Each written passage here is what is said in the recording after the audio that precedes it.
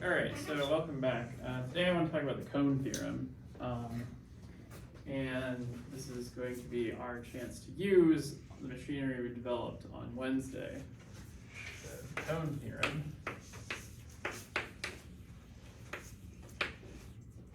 And so the idea is this describes the cone of effective curves.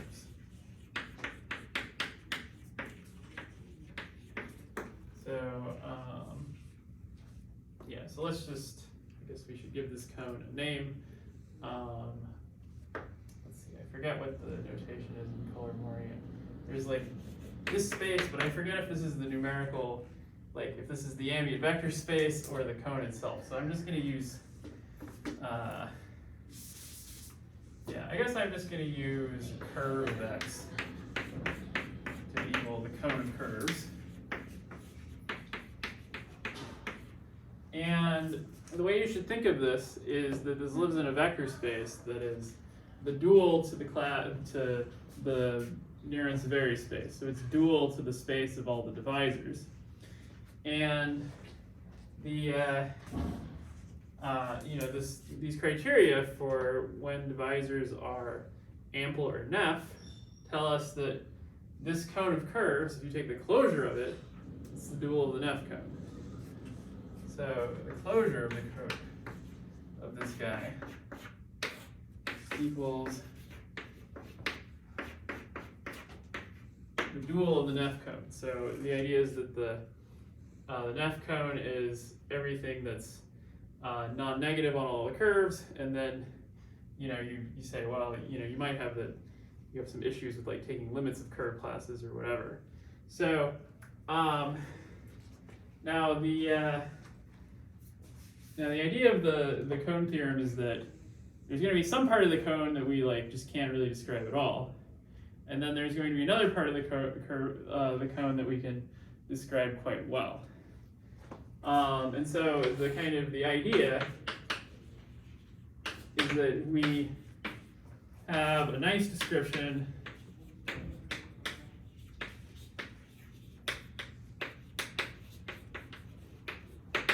of the part of the cone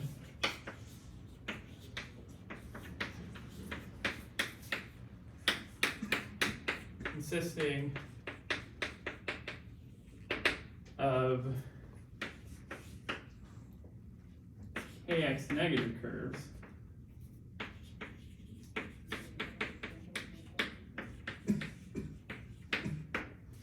but not the rest.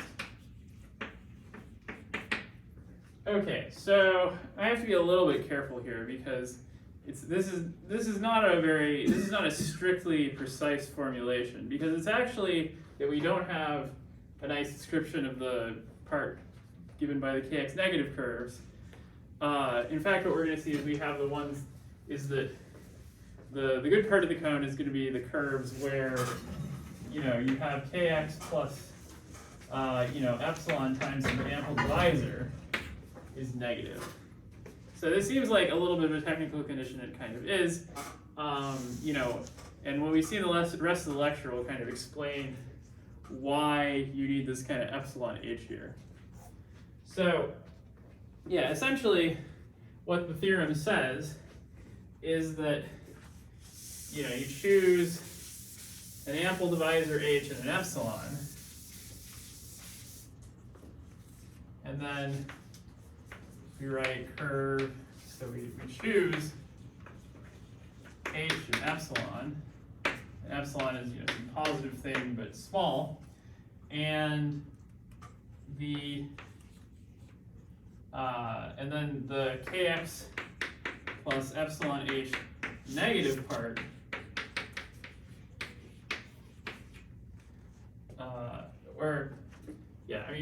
let's try to be a little more precise. So, the idea is you have you have this whole cone, and you want to write down generators for it. Well, writing down generators, you may have to take infinitely much stuff, which is, not really such a helpful description. So what you do is you divide the cone into curve plus So this is classes, greater than or equal to 0 on kx plus epsilon h. And then the idea is that the cone of curves is generated by curve plus, which is, we're just black boxing this part and saying like, okay, so these positive curves, they could be just sort of arbitrarily bad. It could be like a weird, like the boundary of the cone, it might not even be polyhedral, it could be curved. So it's going to be generated by curve plus, and also finitely many classes of kx negative rational curves.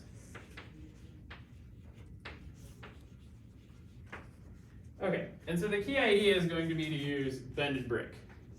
The idea is you want to use bend and break to, when you have a kx negative curve, take it and break it into pieces which are going to be rational curves. So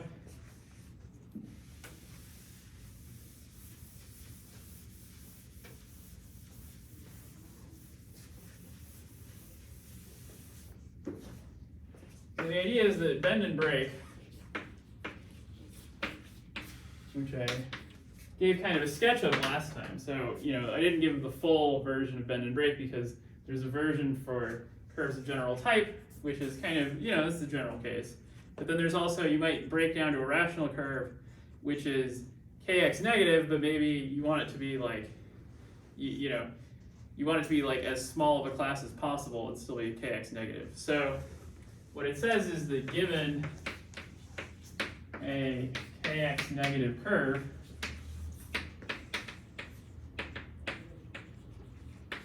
we can C is numerically equivalent to the sum of some ai zi, where the zi are rational, the ai are positive, and eventually you could make, the kx negative part, so you could say that, maybe the way I want to say this is that the procedure stops.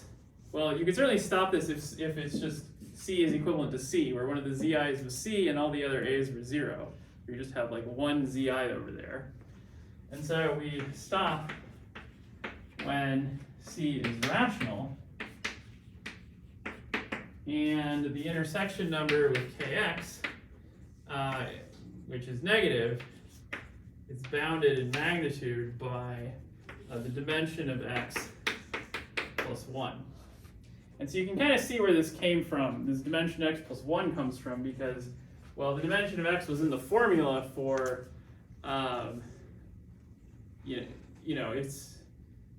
it's showing up in the formula for the number of deformations. Although for a rational curve, I think that's genus 0. So yeah, it shows up in that formula. And also, you're imposing conditions on like how many points go where and which ones are fixed and this sort of thing. So that's kind of where this condition comes in, where, this is, once you get above here, then you have kind of enough mobility in your curve that you can break it apart. And then once you're below here, it's no longer guaranteed. So in particular, as a sanity check, if you think about projective space, then you can take any curve in projective space and you can break it apart into lines. And lines satisfy this bound because k of Pn is O of negative n minus 1. And if you restrict that to a line, you get negative the dimension plus 1. So as a sanity check on this inequality, everything makes sense. Okay, so armed with this, I can illustrate like what's going on with this cone theorem. So what's the idea? Well, excuse me. Yes. So in the statement below, Mhm. so you have finitely many classes of kx negative or kx plus epsilon h negative. Sorry, say that again. So so in this last state, Well, it should be negative on. kx plus epsilon h, isn't it? Yeah, let's see here. Yeah, it should be kx plus epsilon h negative. But in particular, if you're kx plus epsilon h negative, you'll also be kx negative. Right, because h is positive. Yeah, so I mean, yeah, so it's more precise to say this.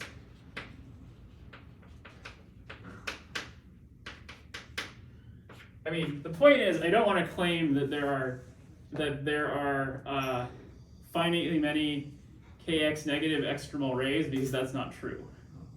So you have to like throw this epsilon h in there, but anything that's negative with respect to this is just negative with respect to k, right? Because yeah, so it's, you know, this kind of happens a lot in birational geometry, where you have like a statement that you want to be true, and it's not quite true. You have to like approximate the statement by kind of, you know, nudging it a little with an ample divisor or something.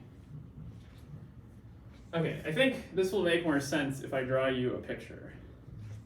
So, and there are pictures in Color-Mori, although I'm going to draw like a slightly different picture. Like they draw like the slice picture, where you have like, you take a slice of the cone. But I think it's actually, you know, when I was thinking about this and trying to figure out how to present it, I realized that, you know, maybe I do want to like actually draw the picture of the cone. So let's draw a cone.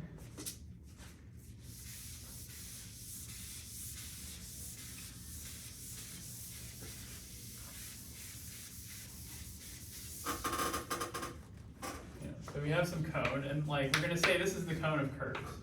So in 2 dimensions, you know, you have something that looks like this, of course. And, you know, that's not very interesting, although, you know, there's still some things that can go weird, right? Because, for example, in our, you know, in our case of the stable vector bundle that where all the symmetric powers were stable, you know, it was kind of missing one of the sides here, right? So the cone was not actually finitely generated.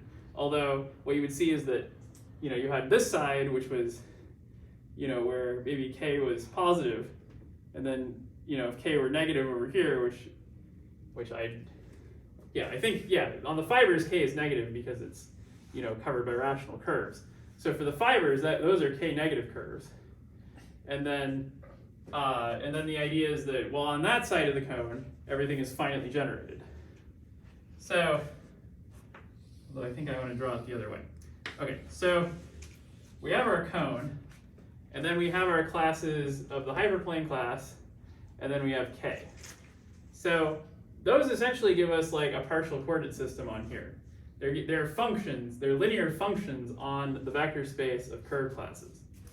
And if I look at h dot c equals 0, well, that's going to hit the point of the cone because every curve is positive with respect to an ample divisor. So in particular, one thing these nice numerical criteria tell you is that this cone is pointy, you know, for a projective variety. And in fact, one way you can cook up varieties that aren't projective is by making the cone not pointy, so that you have a curve and its negative class both being effective. Okay, so this is h dot c equals 0. But then we might also have the canonical divisor. This is k dot c equals 0, let's say. And so let's say this is the negative side, and this is the positive side. Okay, and then the idea here is that the positive side, we're just going to say, well, we don't know what's going on over there, we don't care about it. Well, it's not that we don't care about it, but it's just like, we can't really say anything about it. It could be like a huge mess. And, you know, we know it's convex, but not much else beyond that. On the other hand, you know, here we have all the negative curves, and everything over here we can apply bend and break to it.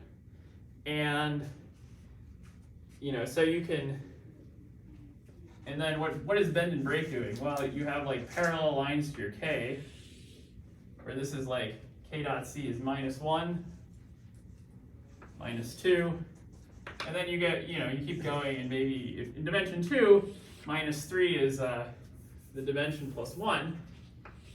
And so the idea is that bend and break is always going to take you, it'll allow you to take something that's, you know, outside this region and plop you into this region. So this region here is the kx negative guys, but bend and break can keep you in the kx negative world, and then you can peel off things which are within this region here. Okay, so then I have kx negative things, and then I also want that,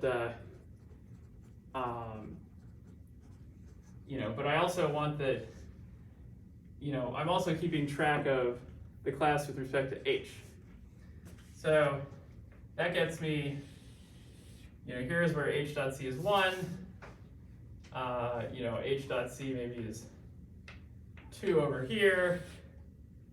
I guess they should probably intersect in the same spot or something, but so maybe it should be like here, and etc. And so the idea is that since we're requiring, let's see, so what are we looking for? We're looking for curves where k plus epsilon h dot c is less than 0.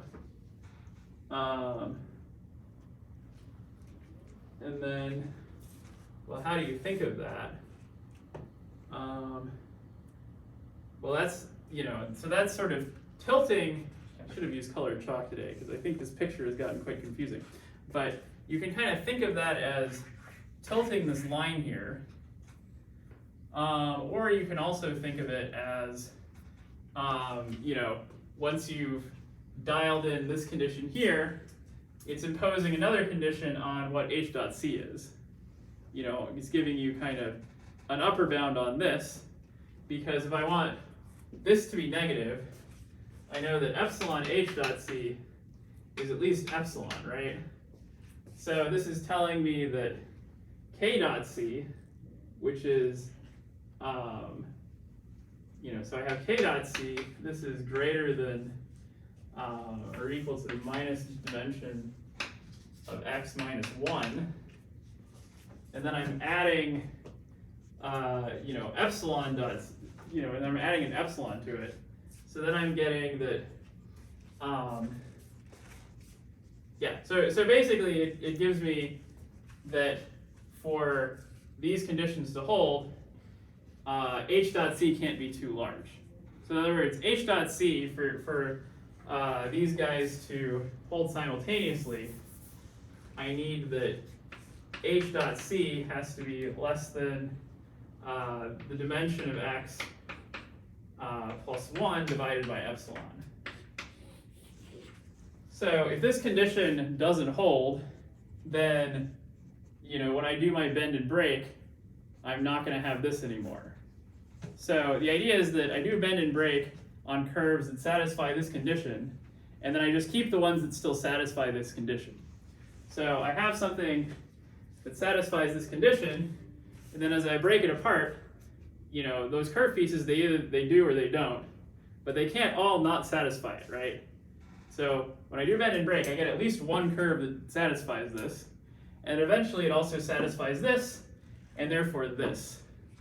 Okay, so this condition here, you can forget these slanted lines. You can just look at the h dot c lines, and then maybe, way out here, but let's just say it's this one. Let's say this one is that it is the bound on h dot c. So this is h dot c equals like dim x plus 1 over epsilon. And so now, the part of the cone I'm looking at is bounded, right? So if you just look at all the curves inside here, I'm taking, a convex cone, like I'm taking a compact region of Rn and intersecting it with the lattice Zn, and that has to get me finitely many points. So there's only finitely many curve classes in this region, and so I just, as I do my bend and break, I just start checking them off, and eventually I run out, and so then that proves the theorem. So the point is that bend and break lets you, if you have any class on this side, you can do bend and break, and then eventually you're within here, and then this condition on, this little epsilon h condition says that you're also with it here once that's done. And then there's only finitely many curve classes. Okay, so any questions about that? It's kind of a subtle argument, but you know, in a moment, I'll give you some examples of where, well, you know, I'll give you some examples of where this gives you a nice rational polyhedral cone, and then some examples where, you know, you have curves which are, you know, equal to k trivial or k positive, and you end up with a pathological cone. Okay, so this is argument clear. It's kind of like a subtle thing, but I wanted to show you this so that it'll help you if you decide to read chapter 1 of Kolar-Mori. Okay, great. So let's talk about examples.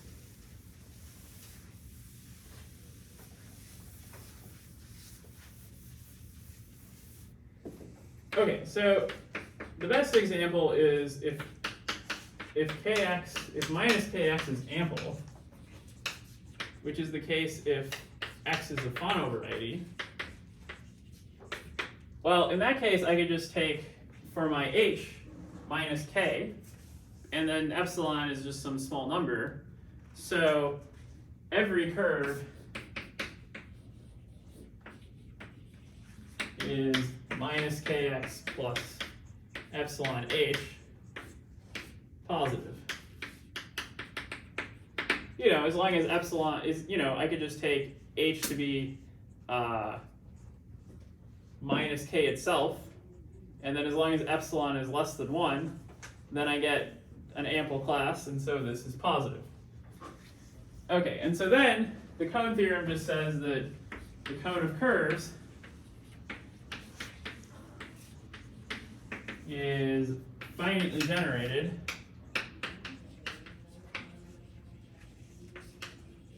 by rational curves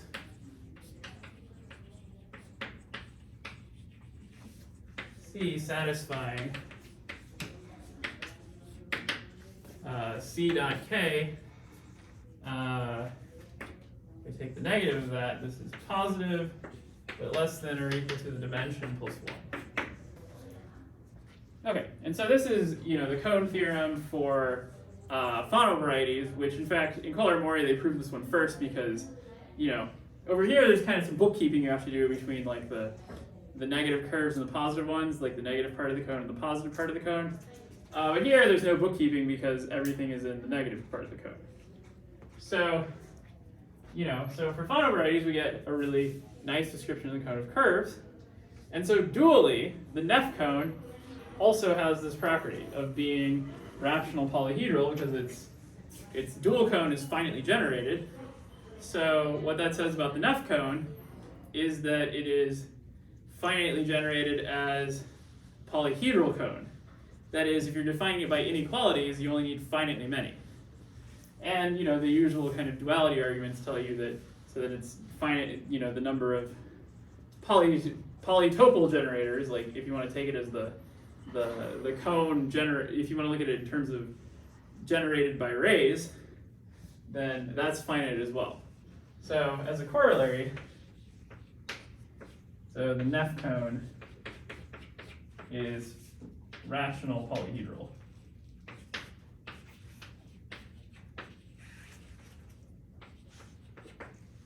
Okay, so let me just illustrate this with my favorite example to write down, which is P2 blown up at 2 points. And the cone of curves is closed. Yes, it is closed. Yes. Yes, because it's finitely generated, so it's closed. Yeah. Finally, that doesn't mean closed. Well, I mean, it's Because if the result is for the Mori cone, whatever the closure, then you. right. Okay, but here we're talking about like the God's. I think we're talking about the God's honest like cone of effective curves, which is, yeah, I suppose you're right. It's different from the Mori cone, but like here, I mean, the theorem actually gets you that that the cone of curves has finitely many generators. Okay. You know, because the bend and break argument says, okay, well, if you're in the interior of the cone, then you can break down, and then you know, eventually, you know, so you know, it's just the argument from before. It's like, you know, if you have a guy up here, then, you know, you can break it down, break it down, break it down, and then eventually, you know, you'll end up like here, or you'll have excluded this whole region. Because you'll say, okay, well, you know, I break this down and maybe this is just some multiple of some curve down here, but if I'm claiming the actual Mori cone, the closure of the cone of curves, contains this ray, then I need something over here. And then, you know, you just keep repeating the argument. But the only things that can be generators are in some bounded region.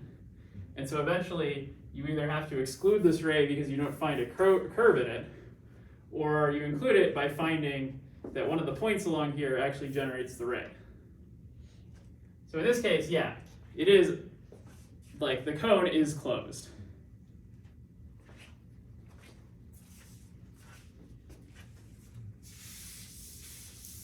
But being closed is just, you can think of that as a consequence of being finitely generated.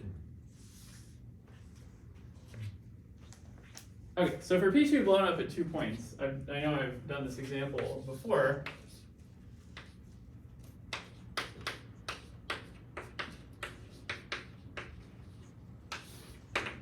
And, you know, we have the following picture where, so, you know, because this is a surface, I'm drawing the cone of curves and the cone of divisors at the same time because they're the same thing. And what we had is we had up here, we had L minus E1 minus E2, E1 and E2. And the bound here says that these should be, you know, these generators, they should have anti-canonical degree at most 3. And all of these have anti-canonical degree 1 because they're -1 curves. So, you know, so for, you know, this upper bound, you need it for things like P2, but for many varieties, you can, it gets all the way down to 1. So here, the cone of curves is just generated by these 3 classes. And then the ample cone is the dual, or the Neff cone is the dual, and it's, you know, also a triangular cone. You know, because it's, you know, so here, the dual of this class, the curves vanishing along here are along this line there. Okay, so more generally, the blowup of R points in P2 with R general, you know, so this means like no 3 on a line, no 6 on a conic, and I think when R gets, yeah, probably you want, you know, you want some condition about singular cubics or something as well. I forget exactly, but you know, if you pick the points generally, then this is phono for R between 0 and 8. And in fact, these are all the phono surfaces except, yeah, you don't get P1 cross P1 this way. But aside from that, these are all the phono surfaces, and these are called del Pezzo surfaces, you know, along with P1 cross P1. Okay, so every single one of these has a rational polyhedral cone of curves, but it can be quite complicated despite being, you know, finitely generated, because if you take, like, you know, even with R equals 6, you know, so if you blow up 6 points, that's a cubic surface. And anyone want to tell me how many generators the cone of curves has in that case? Does anyone know?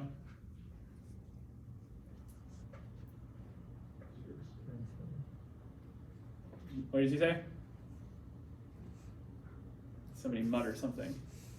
Well, it's the number of lines on the cubic surface, which is 27. Yeah, 27. So, yeah, this is, if you haven't seen this before, this is one of these, like, really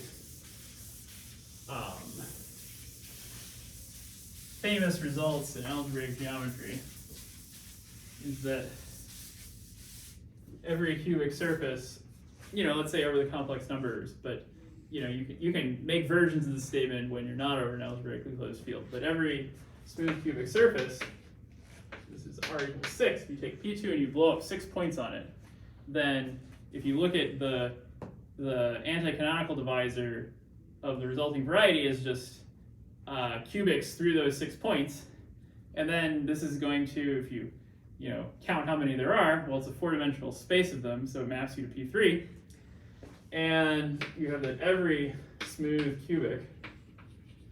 So what we have here is we have to blow up 6 points at P2. This embeds into P3 as a cubic hypersurface. And we have that every smooth cubic hypersurface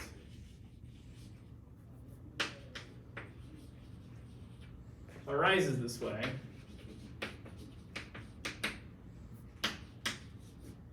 And they all have 27 lines, and then these are the -1 curves. And then, you can say, well, then by Castle-Nuovo's theorem, you can contract all those curves. Well, not all at once, but, you can contract them in various orders to get yourself back down to a P2, or if you do it in a different order, you might get to a P1 cross P1. So where do these 27 lines come from? Well, the idea is that you have 6 of them coming from the pre-images of the blown up points. So these I'll give the name EI to. And then just like over here, every time you have a line through 2 of the points, then that gives you another -1 curve. And then you can just count, well, there's 6 choose 2 of these, which is equal to 15. And then finally, you also get conics through any 5 of the points. So I'm going to write this as I take the class of the the conic through 6 points, and then I add another point to get conics through 5 points. And then there's 6 of these, and the total is 27. Okay, and then you blow up even more and it gets more and more complicated. So eventually, if you blow up a 9th point, then everything goes wrong, and K is no longer the negative of an ample class. Once you blow up the 9th point, so let's say you take 9 points along an elliptic curve, along a genus 1 curve, you blow those up, then minus K, it's still going to be nef, but it's no longer going to be ample. And so then we get a case where this theorem, it says that kind of one side of the cone is nice, but the other side of the cone, you're going to need an infinite number of classes to generate it. Okay, so any questions so far? So that means there will be like 27 vertices of this. Right. Yeah. So there's 27 vertices in this thing, but it's going to be in a, I guess, 7-dimensional space, right? Because you've blown up 6 points, and so the card group has rank 7, and so likewise, so does the cone of curves.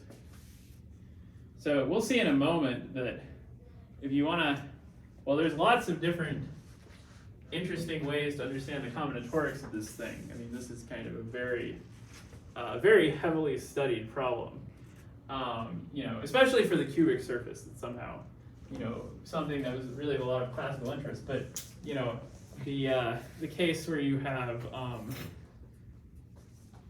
let's see, like even when you have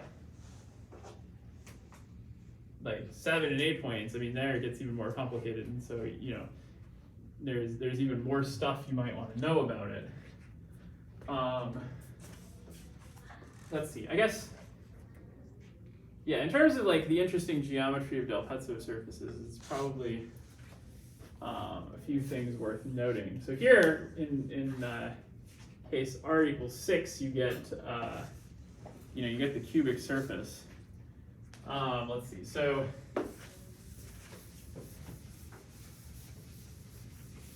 for r equals 9, yeah. So I know if you have 9 points on the intersection of 2 cubics, you get like the elliptic the Yep. fiber elliptic surface. So, Yeah. but if they're just in general position, is it still going to be an elliptic surface? Let me think about that. I think,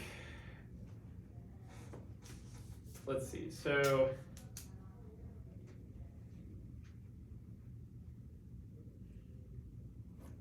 yeah, so the way it works is that, so 9 points in general position, I think, do lie on, right, because, like, here's the idea, is that each point imposes a condition on the,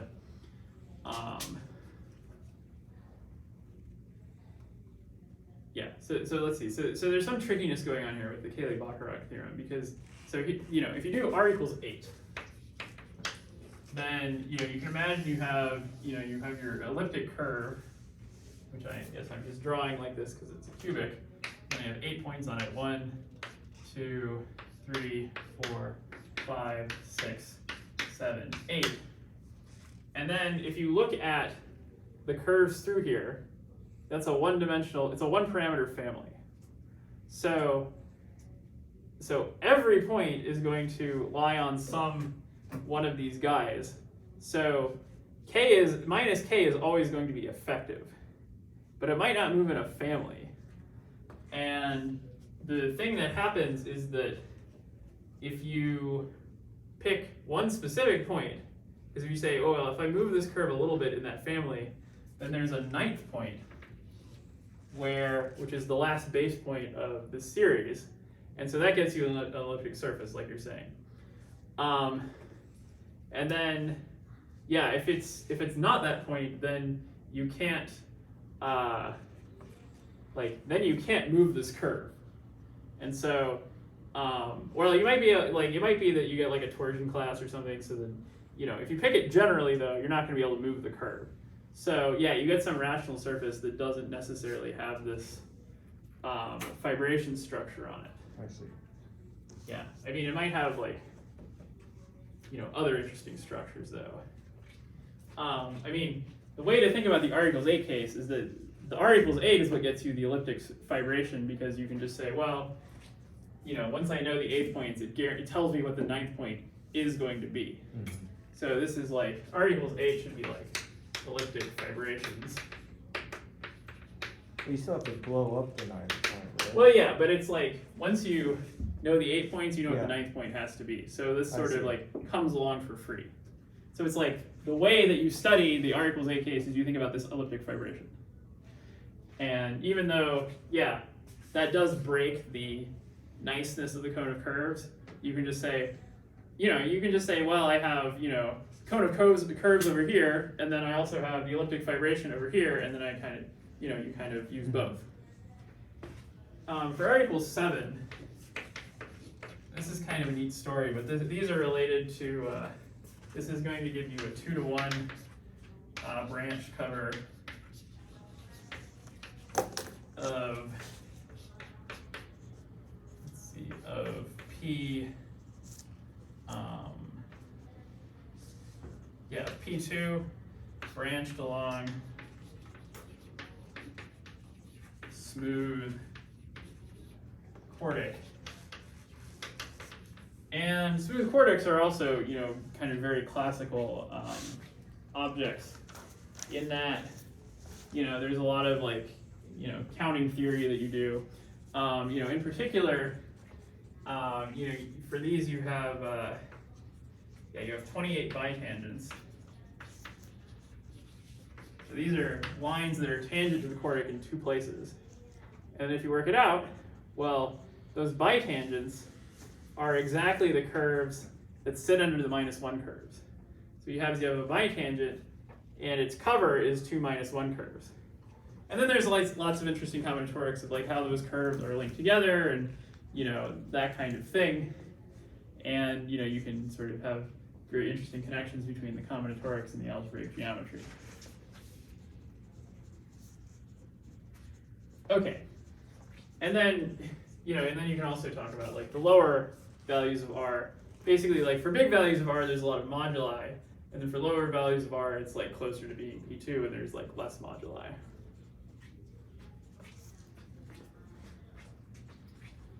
Okay, so I have 10 minutes left. Yeah, so there are two examples I wanted to talk about in terms of like, not counterexamples to the cone theorem, but examples where the hypotheses of the cone theorem don't quite hold, and so the conclusion doesn't hold either. Where you have something where k is like, you know, maybe minus k is nef, but the cone isn't well behaved. And so the first case of that is this r equals 9 case.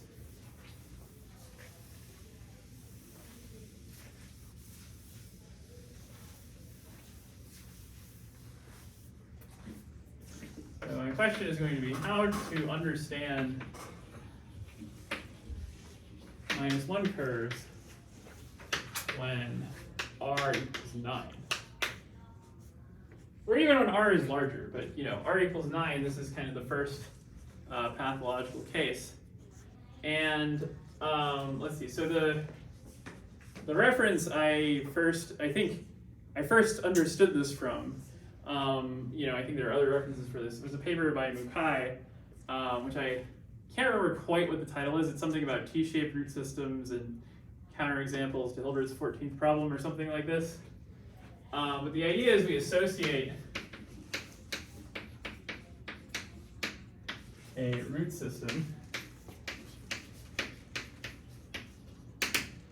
and, you know, before I get into this, I just want to make a remark, which is that, you know, when you have a -1 curve, you know, you can produce these just by taking -1 classes. So what do I mean? Like how does that work? Well, the idea is that if I have a curve that satisfies k dot c is equal to -1 and c dot c equals -1,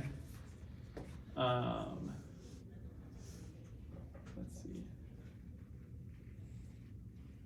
If I get this right, maybe I got this backward, but yeah, it should be that you can then get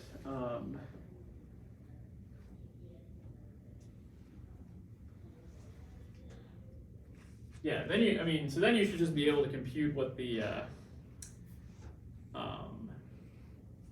you can just compute what the holomorphic Euler characteristic of the sheaf is of, you know, sections of that C.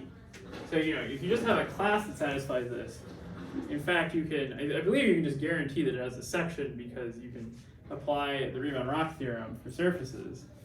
And then, you know, at least on a rational surface, then you can just come out with, oh, it's just a -1 curve.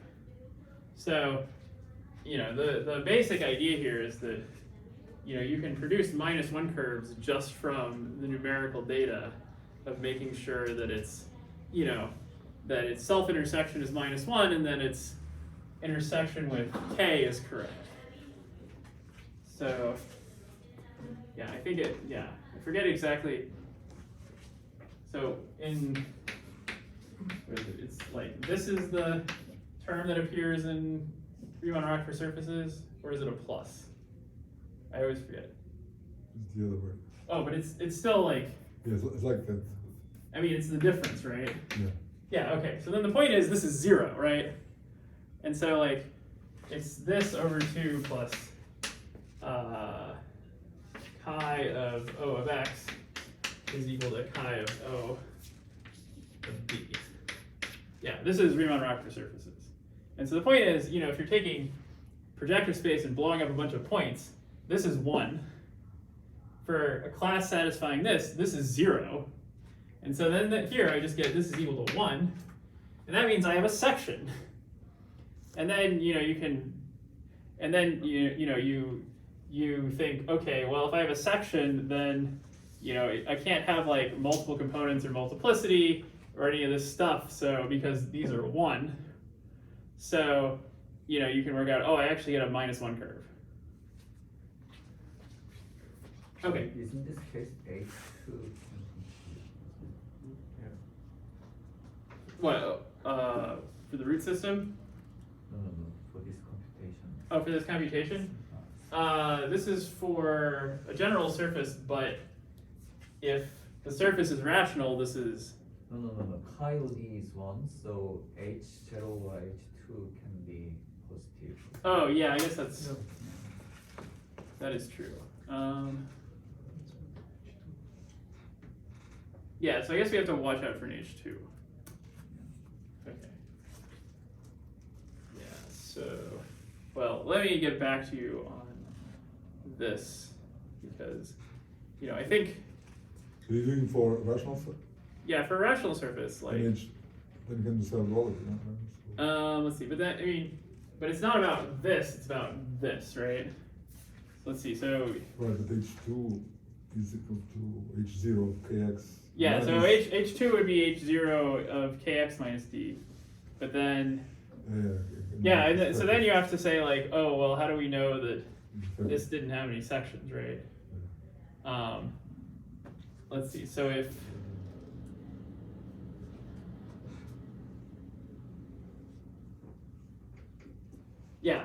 so let me revisit this. I think, because the goal of this is just to say, okay, well, if we have a class with certain numerical properties, I want to prove that it's like actually effective. Basically the idea of the root system is going to give you a way of producing new -1 classes from old ones. So I'll just, so we'll leave this for next time, but I'll just tell you that the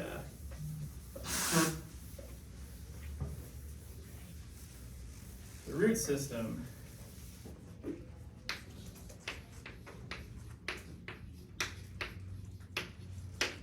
given by a sequence of -2 classes.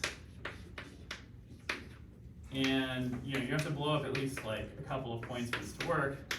You start with L minus E1 minus E2 minus E3. And then you just do, I think it's, yeah, let's see, it should be E1 minus E2, E2 minus E3. And then you just keep going until you run out of points. ER minus 1 minus ER. And then the idea is that you say, okay, well, what kind of root system does this get us? And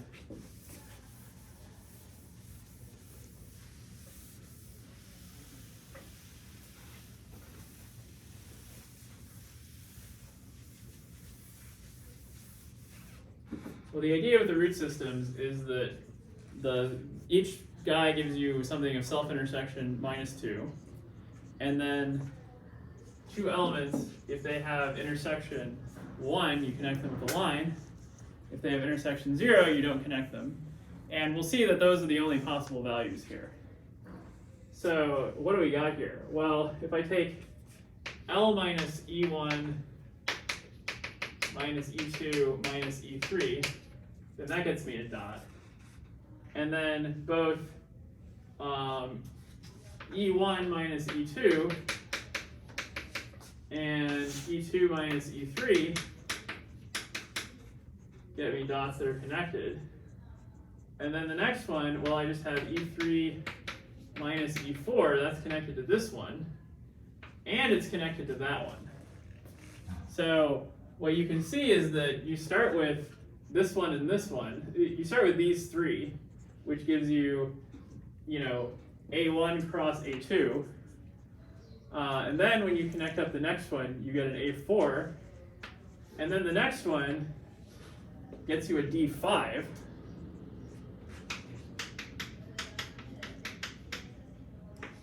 And then you get E6, E7, E8. And then, these are all the nice Dinkin diagrams, the exceptional ones that give you something, they give you like finite dimensional E algebras. And then the next one, for 9 points, gives you E9. And this one, the Weyl group of this diagram is not a finite group. So this is where one place you can see the infinite number of -1 curves come from. Okay, so I have to stop here. So next time I will find a better justification for why the -1 curves this seems to produce are actually like curves. Because, according to this formalism, at least as far as I can tell, it just gives you a class, right? you know, it's just saying like I'm just doing sort of formal reflections in some vector space.